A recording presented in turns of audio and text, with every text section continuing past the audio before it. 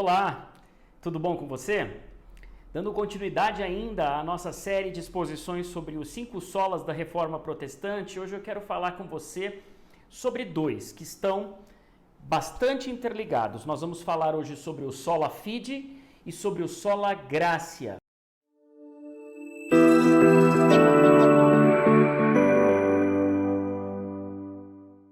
Somente a fé e somente a graça. Vamos começar pela graça. João nos diz, no seu Evangelho, capítulo 1, versículo 16, que todos nós temos recebido da sua plenitude e graça sobre graça. Muitas cartas do Novo Testamento também mencionam esse desejo que os escritores tinham em expressar o seu desejo de que a graça fosse permanente com aqueles irmãos, A graça e a paz sejam com todos vocês. As cartas de Paulo mencionam bastante isso. As últimas palavras da Bíblia no Apocalipse são: a graça do Senhor Jesus Cristo seja com todos. Amém. Os crentes em Cristo creem que são salvos tão somente pela graça de Deus. Às vezes, e nós precisamos dizer isso porque o movimento da Reforma Protestante foi um protesto contra a Igreja Romana, foi um movimento de purificação da Igreja, como nós já dissemos. Às vezes é dito de forma impensada ou não muito refletida de que a Igreja Romana ensina que a salvação não é pela graça ou que a salvação seja apenas por obras. Mas na verdade é um equívoco, A Igreja Romana não ensina isso. Todavia, o problema da Igreja Romana é que ela adiciona à graça de Jesus o elemento da cooperação das obras humanas, como merecimento. Aí que reside o problema. Nós não podemos apenas crer que a salvação é pela graça com alguma coisa. O problema da Igreja Romana é justamente isso. A salvação pela graça adicionada às obras humanas. A Bíblia nos afirma veementemente que o homem não coopera com Deus a fim de merecer a sua salvação. A salvação do ser humano, do começo ao fim, é obra exclusiva da soberania divina. E o versículo-chave, o texto-chave para essa afirmação basilar da nossa fé está lá em Efésios capítulo 2, versículos de 1 a 10. Diz assim a palavra de Deus: vocês estavam mortos em suas transgressões e pecados, nos quais costumavam viver, quando seguiam a presente ordem deste mundo e o príncipe do poder do ar, o espírito que agora está atuando nos que vivem na desobediência. Anteriormente, todos nós também vivíamos entre eles, satisfazendo as vontades da nossa carne, seguindo os desejos e pensamentos. Como os outros, éramos por natureza merecedores da ira.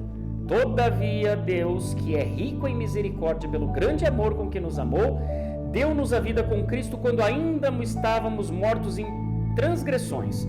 Pela graça vocês são salvos. Deus nos ressuscitou com Cristo e com Ele nos fez assentar nos lugares celestiais em Cristo Jesus, para mostrar nas eras que hão de vir a incomparável riqueza de sua graça, demonstrada em sua bondade para conosco em Cristo Jesus. Versículo 8. Pois vocês são salvos pela graça, por meio da fé. Isto não vem de vocês, é dom de Deus, não por obras, para que ninguém se glorie. Porque somos criação de Deus, realizada em Cristo Jesus, para fazermos boas obras, as quais Deus preparou antes para que nós a praticássemos. Texto bastante claro, bastante evidente. O que diz esse texto? Quem são mortos? Quem são os mortos? O que o morto faz? O morto pensa? O morto fala? O morto se relaciona? Não. Paulo diz que assim era a nossa condição espiritual. Estávamos mortos em nossos pecados e delitos. Paulo inclui, inclusive, os seus companheiros judeus. E o que ele disse? Antes a gente vivia desenfreadamente nessas paixões da nossa carne. E vivíamos fazendo a vontade do príncipe do poder do ar, do inimigo das nossas almas, que detém ainda o poderio sobre o sistema deste mundo. Em segundo lugar, estar morto significa que estamos debaixo de jugo, debaixo de uma servidão. Seguíamos 3 mestres: o mundo, a carne e o diabo. Em terceiro lugar, o morto espiritualmente estava debaixo da ira de Deus. Tudo que nós merecíamos era a ira de Deus. Mas muitos não aceitam esse ensinamento, né? Fora da igreja cristã, é comum acreditar que o homem nasce essencialmente bom, e depois a sociedade é que o corrompe, os seus relacionamentos. Só que espiritualmente falando, essa afirmação não tem sentido. O ser humano não está doente, mas ainda pode levantar da cama e abrir a sua gaveta e tomar um remédio para se curar, cooperando com a graça de Deus. Estou falando em termos espirituais. Não, nós não estamos doentes, ainda que terminais. Na verdade, Paulo fala que nós estávamos mortos em nossos pecados. Sem Jesus não há como nós nos aproximarmos de Deus. Por isso Paulo lembra a obra de Deus nos versículos 5 e 6, que Deus nos deu a vida juntamente com Cristo, e pela graça nós somos salvos. Não temos como cooperar num estado completamente inerte, de inatividade espiritual, de morte espiritual. E essa salvação não foi por causa das nossas obras. Paulo é claro aqui no versículo 9, quando diz que não é por obra que nós tenhamos feito. Caso contrário, haveria motivo para se gloriar. E na verdade, quando nós nos gloriamos de algo que nós tenhamos feito para merecer, essa glória é retirada de Jesus Cristo. Mas Deus não divide a sua glória com ninguém. Então, como que a gente recebe essa salvação que não é merecida e não há como ser comprada de modo nenhum por cooperação humana? A resposta está no outro pilar da reforma protestante, que se chama sola fide, ou seja, somente pela fé. Isso incomoda o ser humano, porque o ser humano gosta de fazer alguma coisa por merecer. É comum nós nos acostumarmos desde cedo a fazermos coisas para obter outras coisas, a nós irmos bem na escola para ganhar a nossa bicicleta no Natal, a fazermos coisas boas e alcançar o olhar das outras pessoas, e nós sermos notados, e nós sermos queridos, e nós sermos aceitos. Só que com Deus essa matemática não funciona. Nós recebemos a salvação pela graça de Deus, por não merecermos, absolutamente graciosa da parte de Deus, e nós recebemos por fé. Nada do que nós fazemos pode acrescentar nada na nossa salvação, somente pela fé.